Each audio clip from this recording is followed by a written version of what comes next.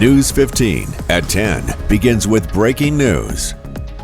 We begin with that breaking news. Now, a fifth tornado confirmed tonight to have touched down over Acadiana this weekend. Thanks for joining us. I'm Marcel Fontenot. And I'm Jim Hummel. Tonight, residents across 3 parishes in Acadiana are cleaning up from what the National Weather Service now says were 5 tornadoes that touched down.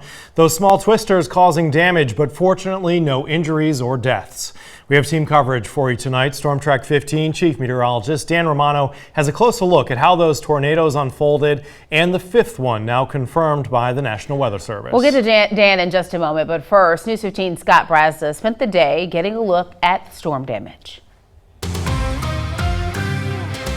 Highway 741 just south of Port Barre, and we've got visual proof that if you were made of tin, you didn't stand much of a chance against the strong winds of Saturday night.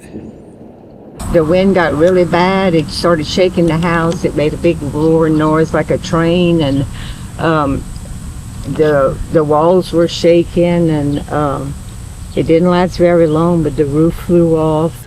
Theresa Lacombe and her husband were in their Port Barre home late Saturday night, getting ready for bed, but no one can be ready for what was about to happen. The rain started coming through the light fixtures and the ceiling, the vents in the ceiling, and so I called my son, and he came meet us, and him and my husband went outside afterwards and just looked at the backside, and y'all saw what that looked like.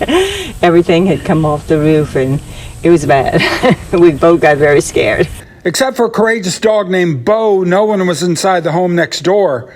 Brian Leger, who owns the Silver Slipper Cajun Restaurant nearby, says his son was the first to see the damage. Bo was just in frantic mode, and so I went inside, and there's just, the roof was completely gone. We had a 30 by 60 patio cover that was completely gone. The whole roof on this side of the house, water pouring all inside the house. Thankfully nobody was hurt, and all this can be repaired. Cut to Greg Leger, Brian's cousin and other neighbor.